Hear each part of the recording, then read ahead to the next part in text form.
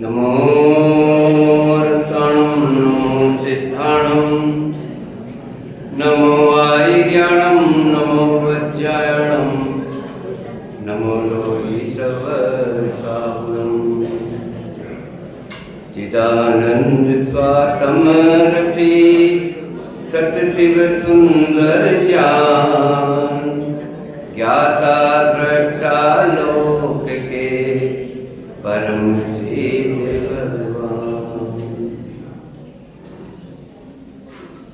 भगवान। सिद्धों के गुणगान के बारे में चर्चा चल रही है।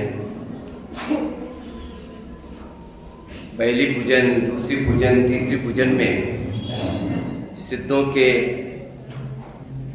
8 गुणों के बारे में चर्चा करी। कल चौथी पूजन में हमने 64 गुणों की चर्चा करी और आज 5वीं पूजा ली थी अपन ने, तो इसमें 128 गुणों की चर्चा करी है।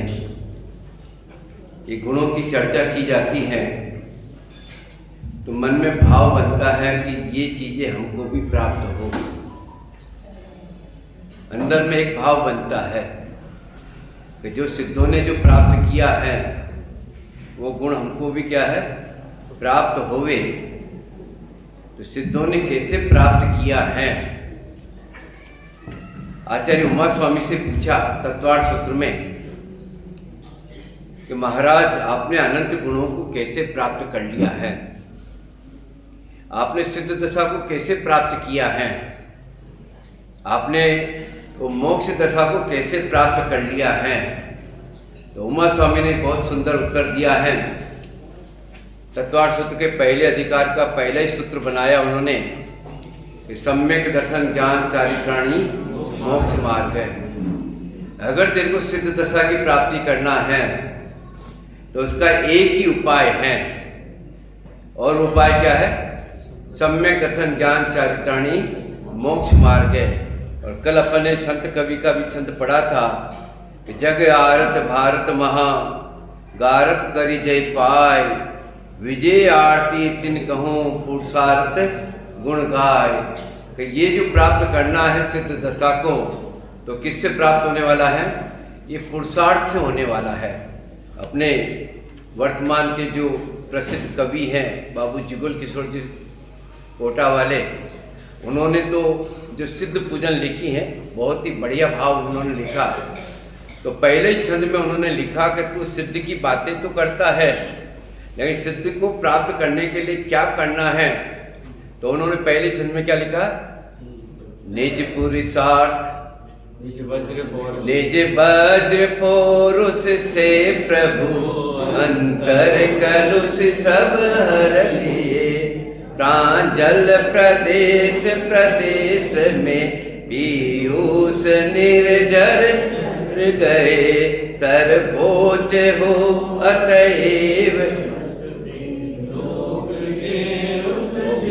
सिद्ध भगवान लोक के शिखर पर वो सिद्ध कैसे बन गए हैं? तो उन्होंने पुरुषार्थ किया है। लेकिन कौन सा पुरुषार्थ किया उन्होंने? कौन सा पुरुषार्थ किया उन्होंने? वज्र पौरुष निहाल भाई के बारे में आता है, उनको कहा जाता निहाल भाई, जो इसी गुरुदेव के टाइम पे हुए हैं। निहाल भाई कलकत्ता वाले, जिन्होंने द्रव्य दृष्टि प्रकाश लिखा कि पर्वत हवा से इधर उधर हिल जाए, लेकिन मैं तो ऐसा अचल हूँ, ऐसा ध्रुव हूँ, ऐसा अनुपम हूँ कि कितनी भी रात जो इसकी हवा चले लेकिन मैं उससे हिलने वाला नहीं हूँ। ऐसा मैं पर्वत हूँ, ऐसी चट्टान हूँ। तो कौन सा पुरुषार्थ करना इसमें? तो उसमें आया कि निज पुरुषार्थ, अपने पुरुषार्थ के द्वारा, यानी सम्यक दर्शन ज्ञान चारित्र, इसकी प्राप्ति से हमको क्या है कि मोक्ष की प्राप्ति हो जाएगी। लेकिन हमारा एक प्रश्न है कि महाराज आपने मोक्ष का मार्ग, सिद्धों का मार्ग आपने तो बहुत सरल बता दिया है। क्या बताया? कि सम्यक दर्शन ज्ञान चारित्र से हमको किसकी प्राप्ति हो जाने वाली है? वो सिद्ध दशा की प्राप्ति हो जाएगी, मोक्ष की प्राप्ति हो जाएगी। लेकिन हम अपने को देखते हैं तो अभी तो हमको किसकी प्राप्ति नहीं है? सम्यक की प्राप्ति नहीं है। गुणगान तो गा रहे हैं, भावना भी है, लेकिन अभी तो हमें किसकी प्राप्ति नहीं है? सम्यक की प्राप्ति नहीं है। देखो, सम्यक दर्शन हो गया है तो ज्ञान चारित्र की प्राप्ति होकर के मुक्ति की प्राप्ति हो जाने वाली है। लेकिन अभी हमको क्या नहीं हुआ है? सम्यक दर्शन नहीं हुआ है। तो आप तो महाराज हमें ये बताओ कि हम सम्यक दर्शन को कैसे प्राप्त करें कि जिससे अपन ज्ञान और चारित्र की प्राप्ति करके मुक्ति की प्राप्ति कर सकते हैं। बहुत ही सुंदर ये जो जयमाला है, पहली जयमाला, कैसे यानी मिथ्यात्व से सम्यक को प्राप्त करके और सम्यक को प्राप्त करके निर्वाण की प्राप्ति कैसे की जाती है। तो मोक्ष का मार्ग क्या बताया? मोक्ष का मार्ग क्या है? कि सम्यक दर्शन ज्ञान चारित्र ये है मोक्ष का मार्ग। क्या कहा? मोक्ष का मार्ग क्या है? यानी सिद्ध दशा की प्राप्ति करना है, वो कैसे होने वाली है? और कोई मार्ग नहीं है। सम्यक दर्शन ज्ञान चारित्र से क्या है? मुक्ति की प्राप्ति हो जाने वाली है। लेकिन हमारी तो शंका है, हमको क्या कि 15 तारीख को 14 तारीख को यहाँ से जाना है। तो कल ही चर्चा हो रही थी हमारे संकित से, हमको जाना है तो कैसे जाएं? अलीगढ़ जाना है, भोपाल जाना है, तो हम कैसे जाएं? तो उनका पंडित जी आप कोई चिंता मत करो, यहाँ से क्या पठानकोट जाती है, पठानकोट में बैठना आप और आराम से कहाँ पहुँच जाओगे? आपके अपने स्थान पे पहुँच जाने वाले हो। मार्ग तो उन्होंने सही बता दिया है। लेकिन अभी हम कहाँ ठहरे हैं? आपकी नई धर्मशाला के अंदर में ठहरे हैं। तो अभी तो हमको यही पता नहीं है कि यहाँ का स्टेशन कहाँ पे है। क्या कहा? यहाँ का स्टेशन का ही पता नहीं है। तुमने तो बताया सही कि पठानकोट में बैठ जाओगे तो आप कहाँ पहुँच जाओगे? मंगलायतन में पहुँच जाओगे। लेकिन अभी तो हम यहाँ की धर्मशाला के अंदर है, तो यहाँ का स्टेशन का ही पता नहीं हमें। क्योंकि यहाँ की धर्मशाला से निकले हम और हमने किसी को पूछा कि यहाँ का स्टेशन किधर है उत्तर में, और वो बता दे दक्षिण में, तो हम मंगलायतन कब तक पहुँचेंगे? पहुँच पाएंगे? नहीं पहुँच पाएंगे। अरे सारा का सारा जो पुरुषार्थ है, सारी जो मेहनत है, वो तो क्या कि घर से कहाँ पहुँच जाना है? धर्मशाला से कहाँ पहुँच जाना है? स्टेशन पे पहुँच जाना है। जो आदमी स्टेशन पे पहुँच गया, गाड़ी में बैठ गया, अब बोलो उसको मंगलायतन में जाने के लिए क्या करना पड़ेगा? जो करना वो गाड़ी को करना है। वो तो गाड़ी में बैठ गया है, वो 8 घंटे में पहुँचे कि 12 घंटे में पहुँचे कि 1 घंटे में पहुँचे, जब पहुँचना है वो तो कृत्य हो गया है।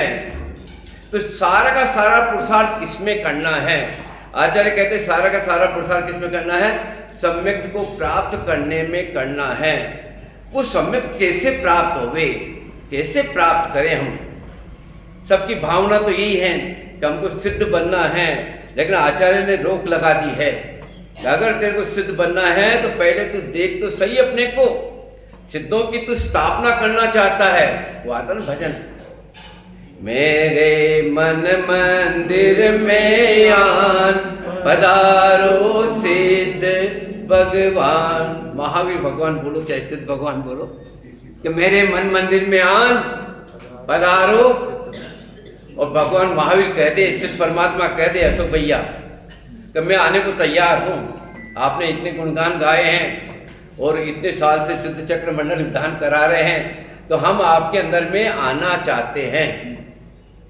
बोलो, आना चाहते हैं। तो अपना मन इतना है पवित्र, इतना शुद्ध है। अरे भगवान को विराजमान करते, अभी 5-5 पंचकल्याणक आप देख के आए हैं। तो भगवान को विराजमान करना चाहते हैं, प्रतिष्ठा करना चाहते हैं, तो उसके पहले क्या किया जाता है? क्या करते हैं?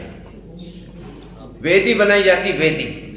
और वेदी कितनी सुंदर होती है। अभी मैं अशोक भैया को पूछ रहा था, ये प्रतिमा तो हमने देखी नहीं, ये प्रतिमा कहाँ से आ गई? तो उन्होंने कहा कि हमने एक दिन में क्या है, यह तो पास वालों की प्रतिमा है। कहाँ की है? सिंगोड़ी वालों की है, लेकिन वो विराजमान नहीं कर पाए, उनकी वेदी तैयार नहीं हुई। मैंने कहा बहुत अच्छा काम किया उन्होंने कि वेदी तैयार नहीं हुई तो भगवान विराजमान कैसे हो जाएंगे? तो हमने यहाँ पे क्या कर लिया है, वेदी बना दी है, बहुत सुंदर वेदी बनी है। यानी एक दिन में उन्होंने इतने पुरुषार्थी हैं, निज पुरुषार्थ यानी तीव्र पुरुषार्थी के द्वारा एक दिन में वेदी तैयार हो गई। यहाँ पर क्या हो गए, अपने ये भगवान विराजमान हो गए। लेकिन आचार्य कहते तू ये सिद्धों को विराजमान करना चाहता है, सिद्धों की स्थापना करना चाहता है, तो यहाँ तो तुमने कर दिया है सुंदर वेदी बना करके। तो अपने अंदर में भी क्या करना है, ये सुंदर वेदी बनना चाहिए। तो भगवान अपने अंदर में क्या होने वाले हैं, विराजमान होने वाले हैं। अरे एक भारत का अगर प्रधानमंत्री भी आ जाए, प्रधानमंत्री का एक नेता भी आ जाए, यहाँ का कोई विधायक जो बना है वो भी आ जाता है यहाँ पे, तो उसके लिए भी क्या मार्ग आदि सब क्या हो जाते हैं, अपने आप ही साफ सुथरे अपन कर देते हैं उनको। एक सामान्य विधायक आता उसके लिए इतनी व्यवस्था कर देते हैं, और प्रधानमंत्री आवे तो सारी गली कूचे सब अपने आप ही क्या हो जाते हैं, उसकी सफाई हो जाती, साफ हो जाते हैं। तो भारत का एक सामान्य व्यक्ति आता है, प्रधानमंत्री आता है, तो हम सारे मोहल्ले सब साफ कर देते हैं। एक पंडित जी आते हैं, हमारा ऋषभ कहाँ गया, चला गया, वो कहने लगा मैंने तो बहुत सफाई करी है और आपके लिए क्या है, कमरा साफ कर दिया है, अब तो हमारे घर पे आ जाओ। मैंने कहा कमरा तो साफ हो गया है लेकिन तेरी जो मन की जो वेदी साफ करना है, वो वेदी साफ नहीं होगी तब तक क्या है कि भगवान विराजमान होने वाले ये विराजमान होने वाले नहीं हैं। तो हम सिद्धों को विराजमान करना चाहते हैं। तो आचार्य कहते हैं ये सम्यक्त को प्राप्त करना चाहता है, तो सम्यक्त को प्राप्त करना चाहता है तो पहले अपनी पात्रता को देख। क्योंकि शेर का जो दूध होता है ना, लगता तो बढ़िया है, स्वादिष्ट भी होता है, बलिष्ठ भी बनाने वाला है, पूर्ण सुखी भी कर देने वाला है, लेकिन शेर का दूध कहाँ ठहरता है, वो तो स्वर्ण पात्र के अंदर ही ठहरता है। ऐसे हम सम्यक दर्शन की प्राप्ति करना चाहते हैं, लेकिन मन की वेदी को अपन देखते हैं तो 24 ही घंटा, अभी पढ़ रहे थे ना पांचवी पूजन में, 24 ही घंटा हमारे अंदर में क्रोध, मान, माया, लोभ, 24 घंटा क्या कसायों का परिणाम चल रहा है। टोटरमल जी ने एक बहुत बड़ा सुंदर बात लिखी है कि तीव्र पानी का फोर्स हो, समुद्र के अंदर में क्या है या नदी के अंदर में तीव्र पानी का फोर्स चल रहा हो और कोई आदमी निकलना चाहे, निकल पाएगा? नहीं निकल पाएगा। हम भी भक्ति भाव बहुत कर रहे हैं, अष्टांगिक अपराध भक्ति भाव तो बहुत कर रहे हैं, लेकिन तीव्र कसाय का फोर्स चल रहा हो अंदर में, क्रोध का, मान का, माया का, लोभ का, ये तीव्र कसाय का फोर्स चल रहा है और कोई निकलना चाहे तो उससे क्या कर निकल नहीं पाएगा। लेकिन जैसे पानी का फोर्स थोड़ा सा कम होवे, क्या कहा, पानी का फोर्स थोड़ा कम होवे और कोई व्यक्ति निकलना चाहे तो क्या हो सकता है, निकल सकता है। अब पानी का फोर्स होवे और वो पुरुषार्थ करे तो उस नदी से क्या कर सकता है, निकल सकता है। ऐसे हमारे अंदर में तीव्र कसाई चल रही हैं, क्रोध, मान, माया, लोभ की तीव्र कसाई चल रही हैं और अपन निकलना चाहें तो आचार्य कहते हैं निकल नहीं पाएगा। तो अभी क्या जिनवाणी चल रही हैं और हमारे तो क्या लोभ का परिणाम बहुत तीव्र चल रहा है। तो लोभ का परिणाम तीव्र चल रहा है कि अपन पंडित जी के प्रवचन में बैठ जाएंगे तो वहाँ क्या हो जाएगा दुकान में नाना प्रकार का नुकसान हो जाएगा। तो जिसके अंदर में तीव्र लोभ का परिणाम चल रहा हो तो जिनवाणी सुन पाएगा? नहीं सुन पाएगा। या मायाचारी का परिणाम चल रहा हो, करिए यार ये बातें तो अनेक बार सुनी हैं, थोड़ा बहुत नहीं कमाएंगे तो लोगों का कौन पूछेगा।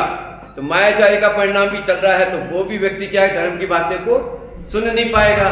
मान का परिणाम तेज हो कि छोटे मोटे पंडित जी आ गए हैं, हम तो बहुत यहाँ के विद्वान हैं, तो जिसका मान का परिणाम चल रहा है वो भी इस बात को क्या है, सुन नहीं पाएगा। और जिसके अंदर में क्रोध का परिणाम हो, बात बात में क्या है कि उसको क्रोध आ जाए कि मेरी बात का तो जवाब ही नहीं देते हैं, मेरे को तो बोलते ही नहीं है, मेरे को तो बताते ही नहीं है, और जिसके अंदर में क्रोध का परिणाम भी तीव्र है, तो वो भी ये धर्म की बात को सुनने वाला नहीं है। इसलिए पंडित टोडरमल जी ने लिखा सबसे पहले, अगर तेरे को धर्म की प्राप्ति करना है, सम्यक की प्राप्ति करना है, तो सम्यक के सन्मुख मिथ्या दृष्टि वाले प्रकरण में लिखा है कि पहले में पहले क्या करना, कोई मंद कसाय का कारण पा करके क्या करना, कि पहले हमारी कसाय में क्या होना चाहिए, किसको प्राप्त करना, अपने को किसको प्राप्त करना है, हाँ, लक्ष्य अपना ध्यान रखना भाई, क्या प्राप्त करना है।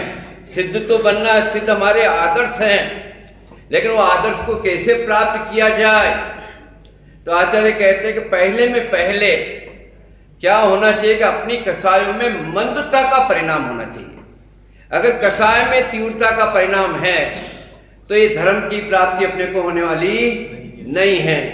तो पंडित जी ठीक है, आप आए हो तो हम हमारी कसायों में क्या करें, इतनी चर्चा भी कसायों की सुनी है, तो कसायों में क्या करेंगे, अब हम गुस्सा नहीं करेंगे, अब हम मान नहीं करेंगे, अब हम लोभ नहीं करेंगे, आपके प्रवचन में बैठेंगे, सुनेंगे, बराबर ये इसका विचार करेंगे। तो कसाय की मंदता होगी तो क्या होगा, क्या हो जाएगा हमारे को। तो उन्होंने सीधी बात लिखी पंडित टोडरमल जी ने, तो कसाय की मंदता हो गई तो अपने आप ही सहज में ज्ञानावनादि कर्म का क्षोभ हो जाने लगेगा। क्या होने लगेगा, ज्ञानावनादि कर्म का क्षोभ होने लगेगा। तो हमको तो याद नहीं रहता है, हमको कुछ भी आप इतना बोलते हैं, समझाते हैं, लेकिन कुछ भी हमको याद नहीं रहता है। आचार्य कहते हैं कि ज्ञानावनादि कर्म का क्षोभ हो जाने वाला है। किससे हो जाने वाला है, किससे हो जाने वाला है, ये कसाय की मंदता हो, कसाय की मंदता होगी तो अपने आप ही ज्ञानावनादि कर्म का क्या हो जाने वाला है, क्षयोपशम हो जाने वाला है। ये नाप है आपका।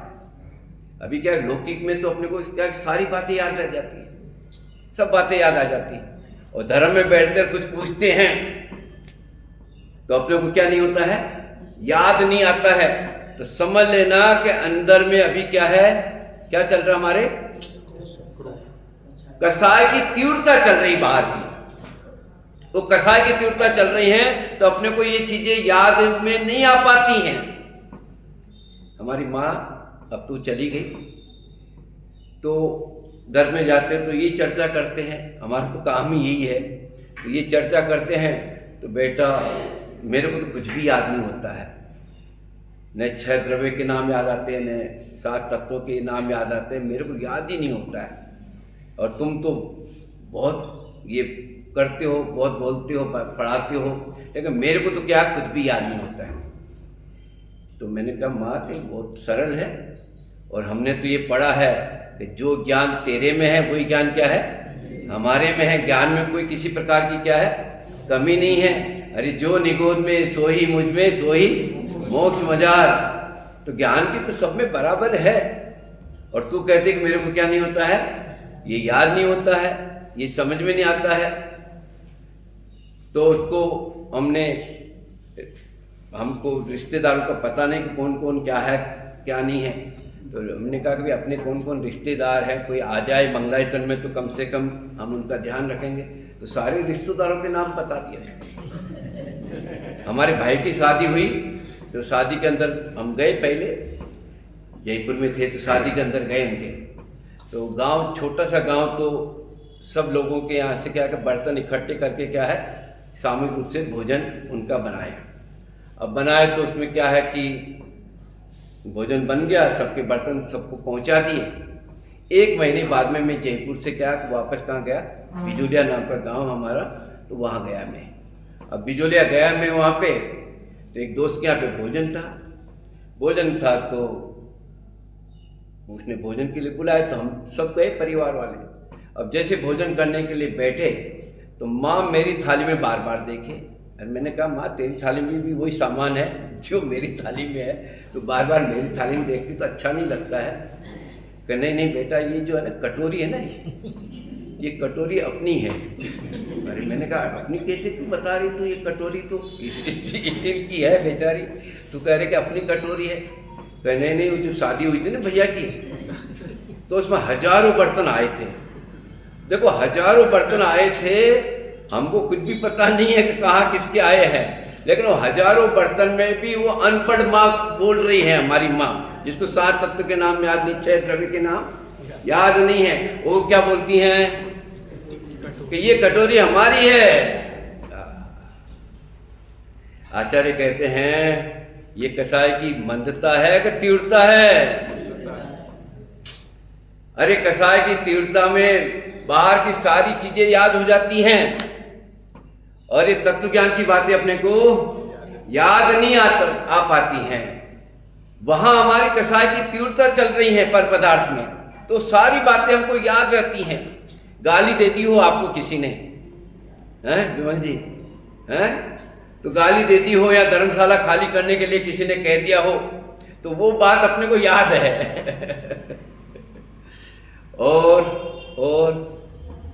और ये जो समय सार, नियम सार आदि की बातें हैं, वो अपने को क्या है याद नहीं आ पाती हैं।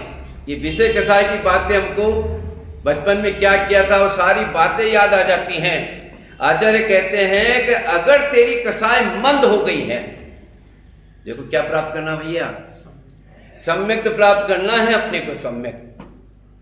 पंडित जी कहते हैं कि कम से कम पहले में पहला ये कसाय की मंदता हो। लेकिन अपन तो क्या है छिंदवाड़ा वाले हैं कि एक गाली दे तो जब तक 2 नहीं सुना दे ना तब तक क्या चैन नहीं पड़ती है। लेकिन ध्यानंद राय जी ने बहुत बढ़िया छंद लिखा है, घर घर में लिखा लेना चाहिए अपने को। क्या? गाली सुन मन खेद न आनो, गुण को अवगुण कहे अयानो, कहिए अयानो वस्तु छीने, बांध मार बहु विधि करे, घर से निकाले तन विदारे। और फिर भी किसी प्रकार का क्या नहीं करना, कसाय का परिणाम नहीं करना। तो महाराज क्यों नहीं करे? सामने वाले ने गाली दी है तो हम गाली क्यों नहीं देवे, हम उसका उत्तर क्यों नहीं देवे? तो आचार्य ने अंतिम लाइन लिखी है, क्या लिखी है? ते कर्म पूरव किए खोटे सहे क्यों नहीं किए रा। ये देखो प्रैक्टिकल है भैया। सिद्ध बनना है तो गुणगान तो हम गा देंगे, पूजा का अर्थ भी बता देंगे, लेकिन आपके अंदर में बैठना चाहिए कि अब तो कम से कम ये मनुष्य पर्याय मिली है तो मैं तो क्या है कि सिद्ध बन करके ही उठूंगा। निहाल भाई थे, निहाल भाई, तो उन्होंने गुरुदेव के प्रवचन में सुना, एक वाक्य सुना, राग भिन्न है और ज्ञान भिन्न है। अरे कसाय का जो परिणाम है, क्रोध मान माया का परिणाम, ये सारा का सारा परिणाम क्या है, मेरे से भिन्न है। लेकिन वो देखते करे ये मेरे को क्रोध दिखाई दे रहा है, ये मान दिखाई दे रहा है, ये लोभ दिखाई दे रहा है। और शाम के टाइम पे वो अपनी कोठी के अंदर में मकान में बैठे, सुबह उठे तो ज्ञान भिन्न है और क्रोध भिन्न हो गया। हम सुबह पहले रोजाना उठते हैं लेकिन हमको तो वही दिखाई देता, वही क्रोध, वही मान, वही माया, वही लोभ, यानी ये चीजें हट ही नहीं रही हमारे से। आचार्य कहते हैं कि भैया कम से कम ये जो क्रोध मान माया का जो परिणाम है ना, ये सारा का जो मान सब चीजें हो रही हैं, तो उन्होंने कवि जी ने क्या लिखा ध्यानंद राय जी सामने, कि ते कर्म पूरव किए खोटे। तो सामने वाला जो गाली दे रहा है, वो गाली दे रहा है तो तूने कोई पूर्व में क्या किया होगा, खोटा काम किया होगा। देखो ये सिद्धांत अगर ख्याल में आ जाए, हम कर्णानियों पढ़ रहे हैं वहाँ पे, हमारी कल्पना बहन जी 1:30 बजे से लेकर के 3:30 बजे तक धौला की सारी पुस्तकें 16 पुस्तकें हो चुकी हैं। अभी तो क्या माँ धौला चल रही है, उसका भी दूसरा भाग चल रहा है। आपके छिंदवाड़ा से भी बहनें जुड़ती हैं उसमें, यूट्यूब में तो सुनते ही हैं लोग बाग आप सभी। तो कर्णानियों का एक सिद्धांत है कि अगर तूने पूर्व में कोई पाप नहीं किया है तो पाप का उदय कभी भी आने वाला नहीं है। पूर्व में हमने पाप किया है, इसलिए टोडरमल जी ने तो मोक्ष मार्ग का सार ही बता दिया है। क्या लिखा उन्होंने कि भैया तू राग द्वेष मत कर। क्या मत कर? राग द्वेष मत कर, तो तेरा नवीन बंध का बंध नहीं हो, कर्मों का बंध नहीं होने वाला है। पूरे मोक्ष मार्ग प्रकाशक का सार उन्होंने बताया। क्या बताया? तो अपने को बंधन में नहीं बंधना है,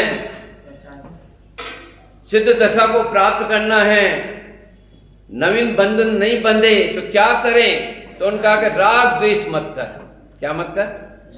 राग द्वेष मत कर। राग द्वेष का मतलब ही है कसाय। उसको संक्षिप्त में कह दिया जाए तो राग द्वेष, थोड़ा विस्तार दे दिया जाए तो क्रोध मान माया लोभ।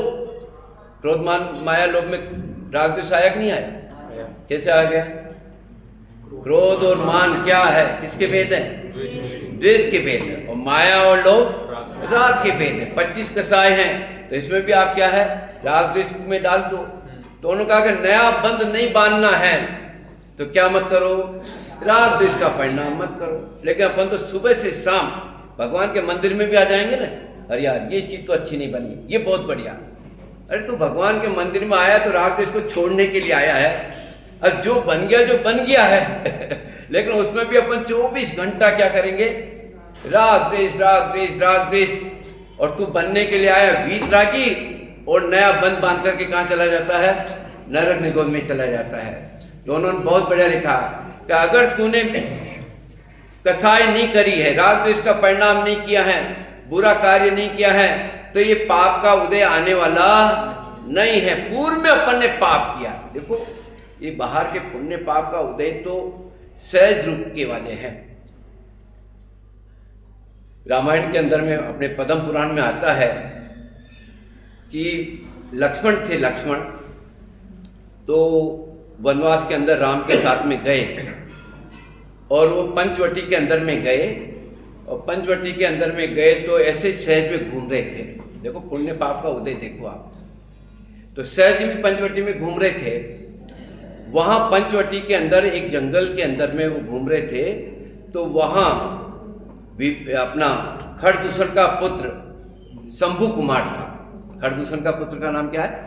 शंभु कुमार। वो ध्यान कर रहा था, एक खड़ग के लिए, एक तलवार के लिए, एक विद्या के लिए वो ध्यान कर रहा था। और 12 वर्ष तक का वो क्या कर रहा? ध्यान कर रहा है। आज उसको वो तलवार, वो खड़ग, वो विद्या प्राप्त होने वाली। लेकिन लक्ष्मण उसी टाइम पे घूमने के लिए निकले और घूमते टाइम पे हाथ पैर को ऐसे वैसे फैलाते ही रहते हैं घूमते टाइम पे। तो उसने क्या किया? ऐसे हाथ किया और उसी टाइम पे क्या को वो खड़ग, वो विद्या किसको प्राप्त होने वाली थी? कौन बैठा था वो? शंभु कुमार। उसको प्राप्त होने वाली थी। लेकिन लक्ष्मण ने ऐसे हाथ किया तो विद्या किसको प्राप्त हो गई? लक्ष्मण को प्राप्त हो गई। आपने भी देखा होगा वे सारा कार्यक्रम व्यवस्था सब जमा देते हैं और जब सम्मान का नंबर आता है, गाने का नंबर आता है, बोलने का नंबर आता है तो पंडित जी को ला करके अपन बिठा दे। सारी मेहनत उसने करी है? और फल किसको, लाभ किसको मिल रहा है? सम्मान किसको मिल रहा है? माला किसको पहने जा रही है? उनको जिन्होंने कुछ भी काम नहीं किया उनको माला पहने जा रही।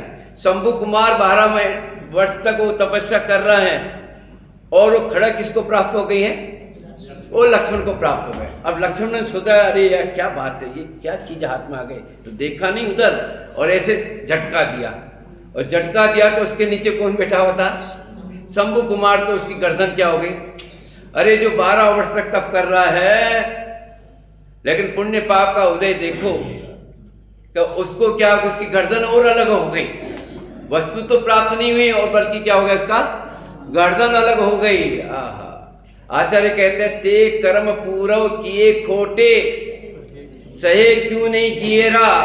अरे पुण्य पाप का जो उदय है, कर्मों का जो उदय है, पूर्व में अपन ने पाप किया है तो पाप का उदय तो क्या है? आने वाला है, वो रुकने वाला नहीं है। जैसे कोई फोटोग्राफर हो ना और आपका फोटो खींचे और अपन टेढ़े बैठ जाए तो अपना फोटो कैसा आएगा? सीधा आएगा? टेढ़ा आएगा? फोटो टेढ़ा ही आने वाला है। अपन फोटोग्राफर को गाली देने लगे, अरे भैया तूने मेरा फोटो टेढ़ा क्यों कर दिया? तो फोटोग्राफर क्या कहेगा? तो भाई साहब आप जैसे बैठे हैं वैसे तो आपका फोटो आएगा। आप टेढ़े बैठे हैं लेकिन घबराने की आवश्यकता नहीं है। मेरे कैमरे में और रील है, आप अगली बार सीधे बैठ जाओ तो आपका फोटो कैसा आ जाएगा?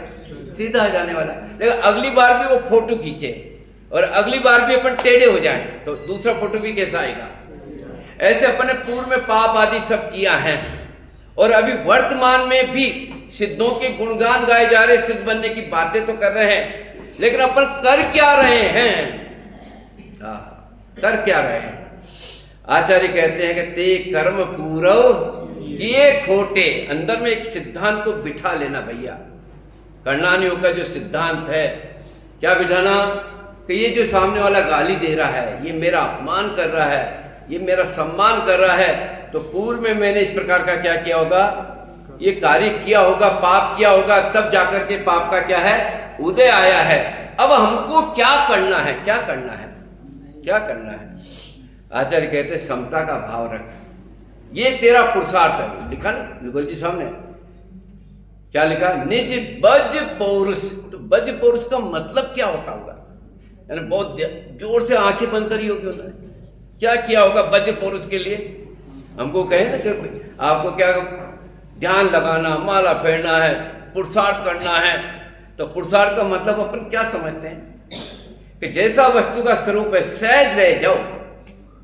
कि पूर्व में पाप पुण्य किया है, इस प्रकार हमको सम्मान गाली सब क्या है मिल रही हैं, तो ये अपने को समता का भाव रखना है। लेकिन अपन समता का भाव तो नहीं रखते हैं। एक गाली का जवाब क्या है, दूसरी गाली से देते हैं। गौतम बुद्ध का नाम सुना होगा, गौतम बुद्ध का। देखो कसाय का भाव कैसे करना है, प्रारंभिक उपाय बता रहा हूं। अभी तो बहुत सम्यक्त की प्राप्ति अपने को करना है। तो गौतम बुद्ध थे, तो वो आहार लेने के लिए गए, भोजन करने के लिए गए। गौतम बुद्ध आहार लेने के लिए गए तो एक बुढ़िया उनको गालियां देने लग गई। अरे महाराज, तुम तो सुबह पहले आ गए, अभी तो हमने तो भोजन वोजन नाश्ता वास्ता नहीं किया, तुम क्या है मांगने के लिए आ गए हो यहाँ पे। तो गौतम बुद्ध क्या को वहीं खड़े रहे। तो बुढ़िया ने सोचा ये भागी नहीं रहे, तो गालियां देने लग गई। 15-20 मिनट तक गालियां देती रही उनको, लेकिन गौतम बुद्ध क्या है वहाँ के वहीं खड़े रहे। अब गौतम बुद्ध खड़े रहे तो बुढ़िया ने सोचा कि ये तो जाने वाले नहीं, जब तक इनको दूंगी नहीं मैं तब तक क्या है भगने वाले नहीं है। तो वो अंदर गई, देखा शाम की बासी रोटी थी, तो वो रोटी लेकर के आई और गौतम बुद्ध को कहा कि लो महाराज, तुम तो भगने वाले तो नहीं हो ऐसे, तो लो ये महाराज। तो गौतम बुद्ध ने कहा अम्मा जी थोड़ा ठहरो। तो ठहर गई और अम्मा जी को प्रश्न पूछा कि ये जो तू रोटी दे रही मेरे को, अगर मैं तुम्हारी रोटी को नहीं लूँ तो एकदम बुढ़िया गुस्से में बोली मत लो, मेरी रोटी क्या है मेरे पास में रह जाने वाली है। तो गौतम बुद्ध ने कहा कि अभी तो आधा घंटे से गालियां दे रही है, अगर मैं एक भी गाली को नहीं लूँ तो क्या होगा, क्या होगा, क्या होने वाला है? जिस जो दे रहा है उसी के पास में तो रहने वाली। लेकिन हम तो क्या है, कौन कहलाते हैं, छिंदवाड़ा वाले कहलाते हैं। तो गाली का जवाब तो हमको किससे देना है, गाली से देना है। आचार्य कहते समता का भाव रख प्रभु, अगर तेरे को सम्यक्त की प्राप्ति करना है, ये भगवान को क्या अपनी वेदी में, सिद्धों को वेदी में विराजमान करना है। मेरे मन मंदिर में आन पधारो सीमंदर भगवान, पधारो महावीर भगवान, पधारो सिद्ध भगवान। तो ये वेदी की इतनी शुद्धि नहीं करेगा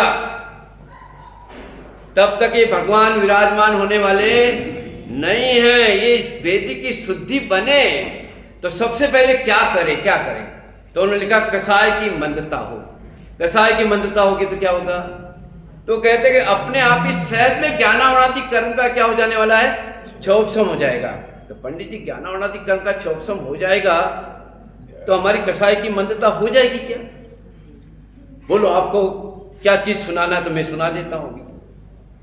हमारे यहाँ ना मंगलायतन में बच्चे, आप अपने बच्चों को भेजना, ये समकित जी सब वहाँ पे देख रेख करते हैं, पढ़ाते हैं उनको। तो वहाँ पर क्या पढ़ाते बच्चों को, तो उल्टा सुल्टा कहीं से भी आप पूछ लो, उनको गाथाएं समय सार के, प्रवचन सार के सारी गाथाएं सुना देवे। तो आपने कहा ना क्या आप याद रख लोगे, सुना दोगे, तो आपको क्या हो जाएगा, किसकी प्राप्ति हो जाएगी, सम्यक्त की प्राप्ति हो जाएगी। तो हमने सुना दिया है, तो सुना दिया तो हमारी कसाई की मंदता है कि नहीं है? क्या कहा पंडित जी? कहते कसाई की मंदता होगी तो क्या होगा, ज्ञानावनादि कर्म का क्षोभसम होने लगेगा। ये धर्म की बातें सब याद आ जाएगी तेरे को। तो हम ये बातें सब सुना देवें तो अब तो हमको सम्यक्त हो जाएगा ना।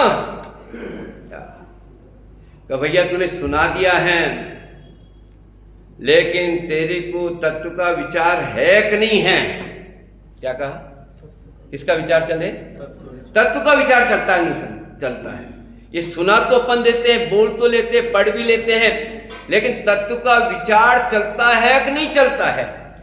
अगर तत्व का विचार नहीं चलता है तो पंडित टोडरमल जी ने लिखा है, देखो तत्व विचार की महिमा, कि तत्व विचार के बिना कितनी ही भगवान की भक्ति करे फिर भी सम्यक्त का क्या नहीं है?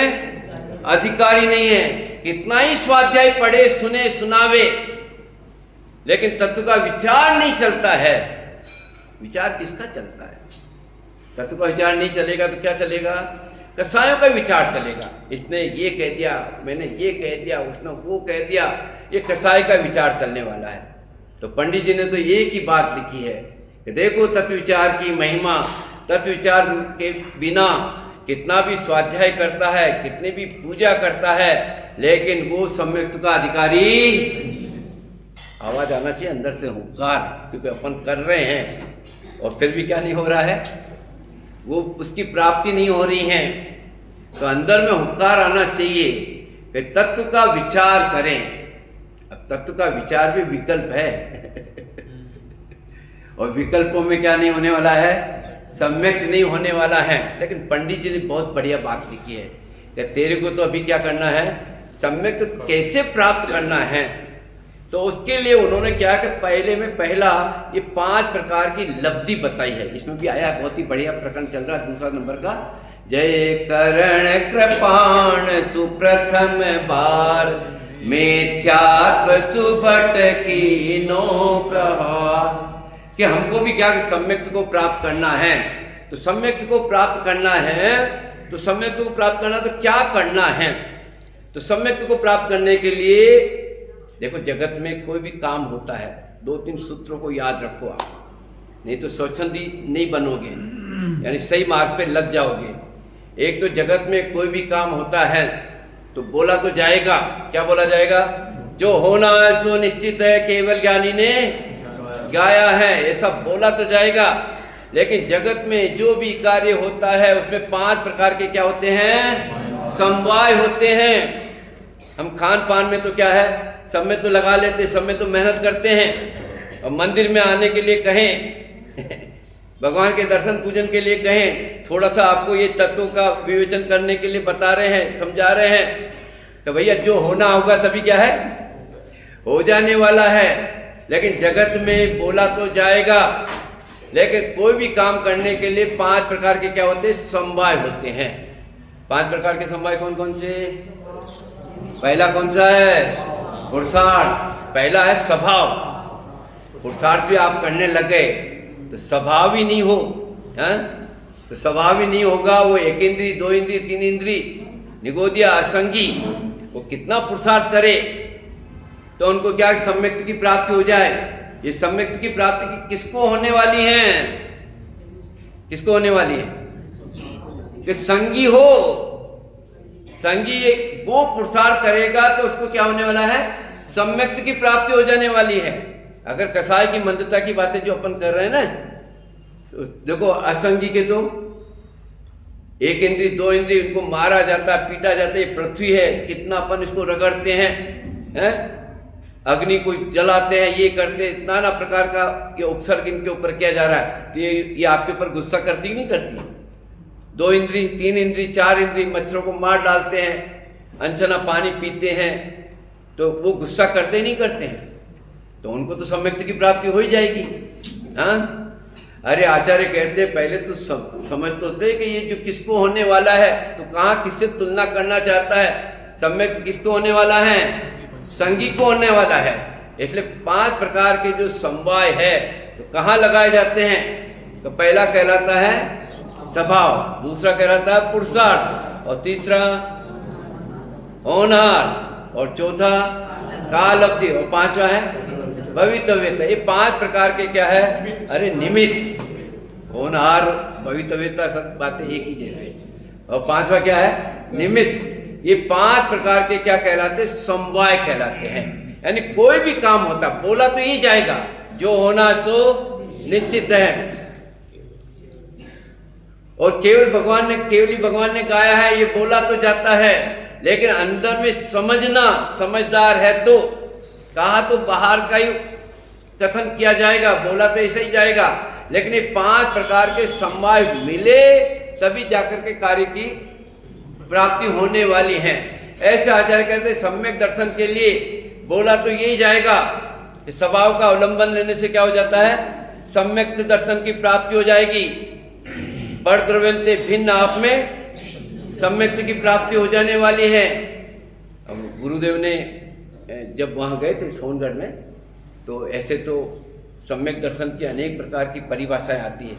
सच्चे देवसार गुरु की श्रद्धा का नाम सम्यक दर्शन है, तत्वार्थ श्रद्धानम सम्यक दर्शन है, और प्रवचन सार पढ़ रहे हैं तो स्व पर के श्रद्धा का नाम सम्यक दर्शन है। समय सार पढ़ते तो आत्मा के श्रद्धा का नाम सम्यक दर्शन है। और गुरुदेव के पास में गए तो उन्होंने एक बहुत बढ़िया परिभाषा अलग से बताई कि अस्थि की मस्ती का नाम ही क्या है अस्थि की मस्ती का नाम ही सम्यक दर्शन है। तो सभी परिभाषा पे लीजिए, हमने भी सोचा कि अस्थि की मस्ती का नाम ही क्या है, सम्यक दर्शन, तो अपन मस्त रहें। आचार्य कहते हैं कि 5 प्रकार के क्या होती हैं, लब्धियां होती, लब्धियां। कौन कौन सी लब्धि होती हैं? जैसे 5 कोई भी कार्य होता है तो बोला तो ही जाएगा, लेकिन हर काम में 5 प्रकार के क्या होते हैं, 5 प्रकार के समवाय होते हैं। नाम तो याद हो गया ना, अब तो स्वच्छंदी नहीं होगे, किसी को कुछ भी बोल दिया कि जो होना है सो हो जाएगा, तो भाई ठीक है।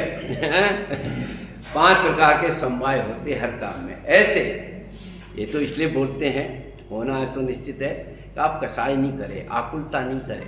जब काम को होना है तभी होगा, लेकिन होगा तो 5 प्रकार के समवाय पूरक ही होगा। ऐसे ही गुरुदेव ने जो माल दिया ना, तो माल को, हलवा तो क्या है कि अच्छा तो लगता है, लेकिन वो हलवे को पचाना बहुत मुश्किल है। अगर नहीं पचा पाया ना तो क्या हो जाने वाला है, पेट खराब हो जाने वाला है। ऐसे गुरुदेव ने जो माल दिया है, तो माल तो बहुत बढ़िया लगता है, लेकिन उस माल को क्या है, पचाना बहुत मुश्किल है, बहुत मुश्किल है। तो 5 प्रकार के क्या होते हैं, 5 प्रकार की लब्धियां होती है। लब्धि का मतलब क्या होता है, प्राप्ति। प्राप्ति की प्राप्ति हो उसका नाम लब्धि कहलाती है। और 5 प्रकार की लब्धियां कौन कौन सी कहलाती है, क्षयोपशम लब्धि, विशुद्धि लब्धि, देशना लब्धि, प्रायोगिक लब्धि और करण लब्धि। यहाँ तो करण लब्धि की बात कर रहे हैं, लेकिन अभी तो क्षयोपशम लब्धि। क्षयोपशम लब्धि का मतलब क्या मानते हैं, क्षयोपशम। भाई पंडित जी हमारे पास में तो बहुत क्षयोपशम है, क्षयोपशम बहुत है हमारे पास में। हमको ये डॉक्टर बन गए, हमारा लड़का इंजीनियर बन गया, कितना ज्ञान है, अब्दुल कलाम में कितना ज्ञान है, कितना क्षयोपशम है उनके पास में। क्षयोपशम तो है, लेकिन क्षयोपशम के साथ में क्या नहीं है, लब्धि नहीं है। क्षयोपशम के साथ में क्या होना चाहिए, लब्धि। लब्धि का मतलब क्या है, उसके अंदर में विशुद्धता का भाव बने, तब जाकर के वो लब्धि कहलाती है। और तब जाकर के हमको क्या कि सम्यक दर्शन की प्राप्ति होने वाली है। तो क्षयोपशम लब्धि, तो हमको क्या कि क्षयोपशम लब्धि कब होने वाली है। देखो, कसाय की मंदता होना ये तो व्यवहार से क्षयोपशम लब्धि है। ध्यान से सुनना, क्या कहा, कसायों की मंदता होना ये तो क्या बाहर का क्या कहलाता है, क्षयोपशम लब्धि कहलाता है। लेकिन निश्चय से क्षयोपशम लब्धि क्या है कि जिसमें तत्व का विचार चले। किसका विचार चले, तत्व का विचार चले, उसका नाम क्या कहलाता है, क्षयोपशम लब्धि कहलाता है। अभी क्षयोपशम क्षय किसका होता है, उपशम किसका होता है, अगर ये प्रकरण लेवें तो आपको कुछ भाव ख्याल में आएगा कि क्या वास्तव में संत कवि कहना चाहते, कैसे सिद्ध बनाया जाता है, क्षयोपशम लब्धि कैसे प्राप्त होती है। क्षय किसका होता है, क्षय किसका होता है, मति ज्ञान शुद्ध ज्ञान का क्षय होता ही नहीं होता, ज्ञान का क्षय होता ही नहीं होता, मति ज्ञान शुद्ध ज्ञान। अगर इसका क्षय हो जाए तो अपन क्या हो जाने वाले हैं, जड़ हो जाने वाले हैं। तो जो एक देश प्रकृति है उसका क्षय नहीं होता है। तो क्षय किसका होता है? हाँ? सर्वघाती जो प्रकृतियां होती है उसका क्या होता है? क्षय होता है। तो इसमें किसका क्षय होता है, किसका उदय होता है, किसका क्षोभसम होता है, ये इन चीजों का क्या विचार करना, तो जाकर के अपने को क्या सम्यक्त की प्राप्ति होने वाली है। अभी तो टाइम हो रहा है, लेकिन इसमें कसाय की मंदता हो। कसाय की मंदता कैसे की जाती है कि जिससे ज्ञानावनादि कर्म का क्षोभसम होता है और जिससे तत्व विचार करने की शक्ति प्राप्ति होती है। अभी तो अंश चला है और हमको प्राप्त क्या करना है? सम्यक दर्शन की प्राप्ति करना है। कैसी पात्रता होती है, वो पात्रता को सभी स्वीकार करें।